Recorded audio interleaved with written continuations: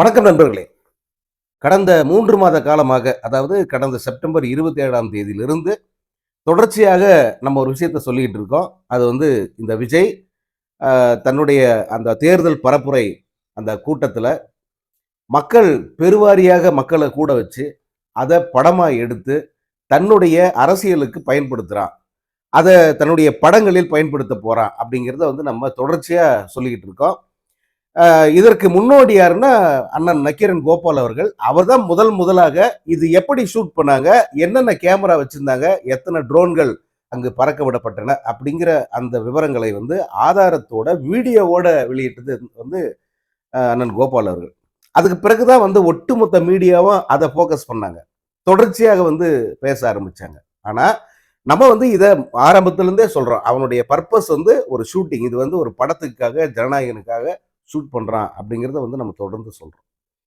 இப்போ அந்த ஜனநாயகன் படத்தில் அந்த காட்சிகள் பயன்படுத்தப்பட்டிருக்கின்றன அப்படிங்கிறதுக்கான எவிடன்ஸா வந்து இந்த படத்தினுடைய ட்ரெய்லர்ல நம்ம பார்த்தோம். அதே போல பாடல் 2 பாடல் காட்சிகள்லையுமே வந்து அந்த காட்சிகள், அந்த கரூரில் இந்த பஸ்ல வந்து ஜனங்ககிட்ட பேசுற அது, அதே போல ஜனங்கள் ஆர்ப்பரிக்கிறது, இந்த காட்சிகளை வந்து அவங்க பயன்படுத்தியிருக்காங்க. நேரடியாக அதை பயன்படுத்தினா தெரிஞ்சிருங்கிறதுக்காக பஸ்ஸோட கலரை மாற்றி, அதே போல அந்த கூட்டத்தை வந்து ஒரு கிராபிக்ஸ்ல கொஞ்சம் யூஸ் பண்ணி ஏஐ மூலமாக கொஞ்சம் அதை வந்து ஆல்டர் பண்ணியிருக்காங்க. அதெல்லாம் வந்து நம்ம இந்த இரண்டிலையும் பார்த்துட்டோம். ஸோ இந்த காட்சிகள் படத்தில் உள்ளன, படத்தில் இடம்பெற்றிருக்கின்றன அப்படிங்கிறது வந்து எந்த சந்தேகமும் இல்லை. இப்போ அதற்கு தான் வந்து சிபிஐ செக் வச்சிருக்கு. ஏன்னா இந்த இந்த கரூர், அதுக்கு முன்ன அந்த நாகப்பட்டினம், இங்கெல்லாம் வந்து நீங்க பெரிய இந்த கேமரா வச்சு 8K ரெசல்யூஷன் கேமரா அதை வச்சு படம் பிடிச்சிங்க இல்லையா? ஆமான்னு சொல்லிட்டாங்க.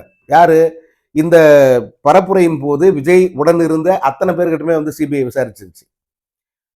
எல்லாருமே வந்து அந்த 8K ரெசல்யூஷன் கேமரா பயன்படுத்தியது உண்மைதான் சொன்னது மட்டும் இல்ல, அப்படி படமாக்கப்பட்ட காட்சிகளையும் வந்து அவங்களுக்கு கொடுத்துட்டாங்க. ஏன்னா சிபிஐ கிட்ட நீங்க ரொம்ப நேரம் வந்து பொய் சொல்ல முடியாது, ரொம்ப தாக்கு பிடிக்க முடியாது, அங்க சரண்டர் ஆகி தான் ஆகணும். அது மாதிரி இவங்கெல்லாம் வந்து ரெசிஸ்ட் பண்ண கூட இல்லை, அதாவது தாக்கு பிடிக்கிறது நான் அந்த அளவுக்கு கூட இல்லை. அங்க போன உடனே ஐயா சாமி தான் உண்மைன்னு சொல்லிட்டு மொத்தத்தையும் வளரிட்டான். அந்த புஷி ஆனந்து, அப்புறம் அந்த ஆதவு, அப்புறம் அந்த பழகட்சி பார்ட்டி, இது எல்லாத்தையுமே வந்து வளரிடுச்சு. அப்புறம் அவருடைய அந்த பஸ் டிரைவர், நிறைய வந்து அவங்க எவிடன்ஸ் வந்து சிபிஐ கொடுத்துட்டாங்க.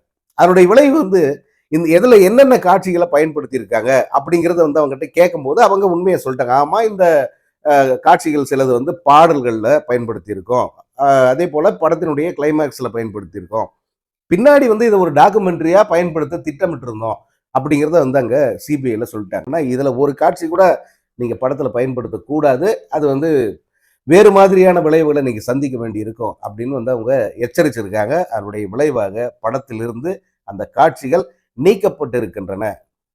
அதுதான் லேட்டஸ்ட் தகவல். ஜனநாயகன் படத்திலிருந்து இந்த கரூர் துயர சம்பவம் தொடர்பான, அதாவது அந்த துயர சம்பவம் தொடர்பான அந்த கூட்டம், இந்த கூட்டத்தை அவங்க ஷூட் பண்ணாங்கல்ல, அந்த காட்சிகள் பாடலில் அதே போல அந்த படத்தில் அதை பயன்படுத்தக்கூடாது அப்படின்னு சிபிஐ ரொம்ப கட் அண்ட் ரைட்டா வந்து அவங்களுக்கு சொல்லியிருக்காங்க. இப்போ இன்னொன்று, இது இது எல்லாம் இந்த இந்த இவங்கெல்லாம் போய் அங்கே ஒப்புதல் வாக்குமூலம் கொடுத்துருக்கிறது, அதனுடைய விளைவை வந்து விஜய எப்போ வேணாலும் கூப்பிடலாம், எப்போ வேணா சம்மன் அனுப்பலாம் விசாரணைக்கு வர சொல்லி அப்படின்ற இந்த தகவல் பரவி இருக்கிறது. இதெல்லாம் வந்து விஜய்க்கு மிகப்பெரிய மன அழுத்தத்தை கொடுத்துருக்கு. பொதுவாகவே வந்து விஜய் ஒரு கூட்டம் அல்லது ஒரு பரப்புரை அல்லது ஒரு அறிக்கை ஒரு அறிக்கை கொடுத்துட்டா கூட டயர்ட் ஆகிடுறாருல. அதுக்கப்புறம் ஒரு 10 நாளைக்கு வந்து அவர் வீட்டை விட்டு வெளியே வர்றதில்ல. இப்போ அண்மையில் வந்து பார்த்தீங்கன்னா, ஒரு அந்த திருத்தணி சம்பவத்துக்கு வந்து ஒரு கண்டன அறிக்கையை கொடுத்துட்டு அதோட காணாமல் போயிட்டாப்புல. இப்போ கிட்டத்தட்ட 4-5 நாள் ஆயிடுச்சு. விஜய் கிட்ட இருந்து எந்த ஒரு எதிர்வினையும் இல்லை, அமைதியாக இருக்காப்புல, ஆழ்கடலில் தூக்கி போட்ட கல் மாதிரி. அப்புறம் திரும்ப ஏதாவது ஒரு இஷ்யூக்கு பேசுவாப்புல, அது டயர்டாகி போயிடும், திருப்பி ஒரு 10 நாள் காணாமல் போயிடுவாப்புல. இதுதான் விஜயோட பொலிட்டிக்கல் ஸ்டைல். சும்மாவே வந்து பயந்து நடுங்கிற விஜய், அல்லது எதற்குமே வெளியில் வரக்கூடாதுங்கிற மைண்ட் செட் உள்ள விஜய், இப்போ இந்த சிபிஐ விசாரணை, அதே போல கைது, அப்படி எப்போ வேணா கைது பண்ணப்படலான்னு எல்லாரும் சொல்றது, இதையெல்லாம் கேட்ட பிறகு வந்து என்ன மனநிலையில் இருப்பாப்புல? அடுத்து நம்ம பிரச்சார கூட்டத்துக்கு போலாமா வேணாமா அப்படிங்கிற ஒரு ஒரு குழப்பம் இருக்கு இல்லையா? இப்போ விஜய்க்கு இருக்கிற குழப்பம் அதுதான். அடுத்து அவர் எந்த கூட்டம், அதாவது எந்த ஊரில் கூட்டம் போடுவார், எந்த ஊரில் மக்களை சந்திப்பார் அப்படிங்கிற ஒரு கேள்வி இருக்குது. இப்போ வரைக்கும் அந்த கேள்விக்கு விடை இல்லை. நிச்சயமாக போவாப்புல, போகாமலாம் இருக்க முடியாது. ஏன்னா தேர்தல் நெருங்குது, அசைன்மெண்ட் கொடுத்தவங்களாம் வந்து விரட்டுவாங்க. ஆனால் அதில் ஒரு தயக்கம், திரும்ப ஏதாவது இந்த மாதிரி ஆயிடுச்சுன்னா நம்ம வெளியவே வர முடியாது அப்படிங்கிற ஒரு பயம் வந்து அவங்களுக்கு இருக்கும். நியாயமா இந்த அரசு செஞ்சிருக்க வேண்டியது, 41 பேருன்றது சாதாரண விஷயம் இல்லை. 41 பேர் செத்த உடனே கைது பண்றதுக்கான அனைத்து விதமான முகாந்திரங்களும் அரசுக்கு இருந்தது, போலீஸுக்கு இருந்தது. நான் முன்னே சொன்னதுதான், ஒரு ஸ்கூல்ல ஒரு பையன் ஆக்சிடென்ட்ல இறந்துடுறான், அல்லது பள்ளியினுடைய நீச்சல் குளத்துல ஒரு பையன் வந்து செத்துடுறான், அல்லது ஏதோ ஒரு ஆசிரியருக்கு ஏதோ ஒன்று நடந்துருது அந்த பள்ளி வளாகத்துல. அப்போ என்ன பண்றாங்க? அமைதியை போலீஸ் வந்து வேடிக்கை பார்க்குதா? முதல் கட்டமா என்ன பண்றான்? பள்ளியினுடைய தாளாளர், பள்ளியினுடைய முதல்வர், இவங்களெல்லாம் கைது பண்றாங்கல்ல. அந்த மாதிரி அந்த அடிப்படையில பார்த்தா 41 பேர் வர வச்சு சாவடிச்சது விஜய், இந்த புசியானது, அந்த ஆதவர்ஜனா, அந்த பலகட்சி மாறின பார்ட்டி, இவங்க தான். இவங்க மொத்த பேர் அரெஸ்ட் பண்ணி உள்ள வச்சிருக்கணும். இப்போ வரைக்கும் கூட விட வேண்டிய அவசியமே இல்லை. இவ்வளவு காலமும் கூட அவங்கள உள்ள தூக்கி வச்சிருக்க முடியும். அவங்களுடைய அரசியல் வாழ்க்கையே வந்து ஒண்ணும் இல்லாம போயிருக்கும் அதை பண்ணியிருந்தா. நான் இப்போ சொல்றேன், ஜெயலலிதா இருந்திருந்தா நிச்சயமா இதை தான் செஞ்சிருப்பாங்க. நீ வந்து அவனை எனக்கு எதிராக நீ ஸ்டேட்மெண்ட் விடுவ, ஆட்டம் பாட்டெல்லாம் பாடுறியா, அவனை பாடுறா அப்படின்னு சொல்லி தூக்கி உள்ள உட்காரிச்சு வெளியில் வர முடியாத அளவுக்கு வந்து சார்ஜ் ஷீட் ஃப்ரேம் பண்ணிப்பாங்க அவங்க. நீ என்ன சுப்ரீம் கோர்ட்டுக்கு போய் எங்க வேணப்போ உன்னை படைச்சு ஆட்டம் விட்டே போ, நீ வெளியவே வர முடியாது. அதுக்கு என்னென்ன பண்ணுமோ அவ்வளோ பண்ணிப்பாங்க. தர்பார்ல ரஜினி ஒன்று பண்ணுவாரு, பெயிலில் விட சொல்லி கேட்பாங்க வந்து பெரிய பணக்கார பையனை போதை வழக்குல. அப்போ பெயில் ஆர்டரை பார்த்துட்டு இந்த ஸ்டாப்லர் பின்னு இந்த ஓரத்துல இருக்கக்கூடாது, அந்த ஓரத்துல இருக்கணும் அப்படின்வாரு. எது ஸ்டாப்லர் பின்னு போய் அதை போய் மாத்திட்டு வா, மாத்திட்டு வர்றதுக்குள்ள வேற ஒரு கிரைமை வந்து ஃப்ரேம் பண்ணி அவனை தூக்கிக்குள்ள கிடைச்சிடலாம். இந்த வேலையை வந்து ஜெயலலிதா நிச்சயமா செஞ்சிருப்பாங்க. இவ்வளவு தூரம் பண்றல, ஒரு பொட்டலம் கஞ்சா அவன் பஸ்ல இருந்தான்னு எடுத்து மொத்த பேர் தூக்கிக்குள்ள கிடைச்சிருவாங்க. மற்றதுலாம் நீ பெயில் கேட்கலாம், கஞ்சா கேஸுக்கு என்ன பெயில் கேட்ப? ஸோ அந்த மாதிரி வந்து செஞ்சிருக்க முடியும் இவங்களை.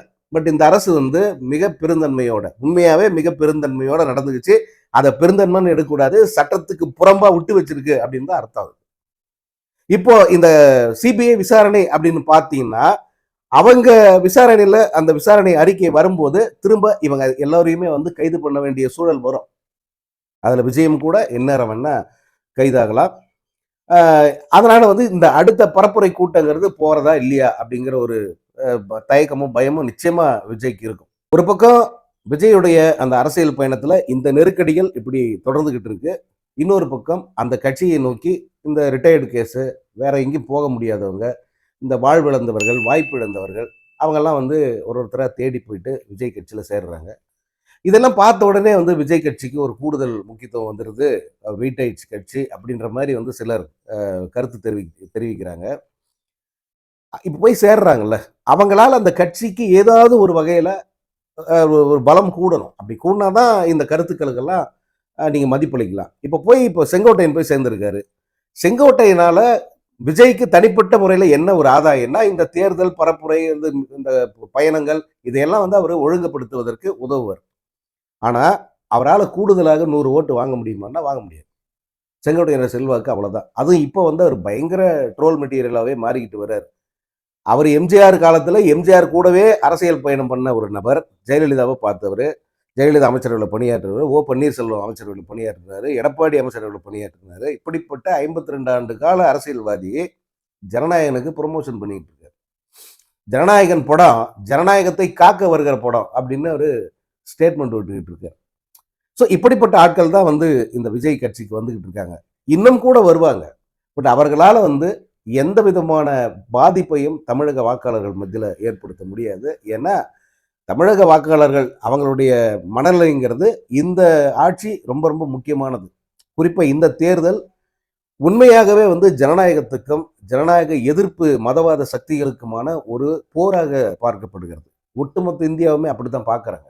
அதனால அவ்வளவு சுலபத்தில் வந்து இந்த களத்தை வாக்காளர்கள் எடுத்து அப்படியே வந்து தாரவாத்து கொடுத்துட மாட்டாங்க. இது மிக கடுமையான ஒரு மோதல் நிறைந்த ஒரு போராகத்தான் வந்து இது பார்க்கப்படுகிறது இந்த தேர்தல். இந்த ஒரு ஜனநாயகத்துக்கு எதிரான, மக்களுக்கு எதிரான உண்மையான தீய சக்தி யாருன்னா விஜய் தான். ஸோ அப்படிப்பட்ட தீய சக்தியை வந்து வளர விட்டு அதை ஒரு பெரிய ஒரு அரசியல் ஒரு பெரிய அரசியல் சக்தியாக வந்து மாற்றுவாங்க அப்படின்னு நான் நினைக்கல. கண்டிப்பா வந்து இன்னும் 3 மாசம் தான், 4 மாசம் தான் இருக்கு. எல்லோருக்குமே வந்து அது அப்ப தெரியும். ஆனா இப்ப இருந்தே இத சொல்றதுக்கு காரணம் என்னன்னா, நம்ம ஆரம்பத்துல இருந்தே பல விஷயங்கள விஜய், குறிப்பா விஜயோட அந்த அரசியல் விஷயத்துல, இதுதான் நடக்கும் அப்படிங்கிறத நம்ம ஆரம்பத்துல இருந்தே சொல்லிக்கிட்டு இருக்கோம். கரூர் சம்பவமெல்லாம் வந்து நான் அந்த காலையிலேயே, கரூர் சம்பவம் மாலைன்னா, நான் அன்றைக்கு காலையிலேயே வந்து வீடியோ வெளியிட்டிருப்பேன். கண்டிப்பாக ஒரு பெருந்துயரம் நடந்துருமோன்ற அச்சம் இருக்கு. ஏன்னா, அங்க நடக்கிறதெல்லாம் பார்க்கும்போது அப்படித்தான் இருக்கு அப்படின்னு நான் சொல்லியிருப்பேன். அதுபோல இந்த விஜயோடைய அரசியல்ங்கிறது ஒரு மிகப்பெரிய ஆக்சிடென்ட்டா மாறுறதுக்கு வாய்ப்பு இருக்கு. அதற்கான ஒரு இடத்த தயவு செஞ்சு குடுத்துறாதீங்க. களத்தில் அவருக்கு வந்து எந்த விதமான முக்கியத்துவமும் இருக்கக்கூடாது. அப்படிங்கிறத தான் வந்து இந்த நிகழ்வுகள் எல்லாம் காட்டுது.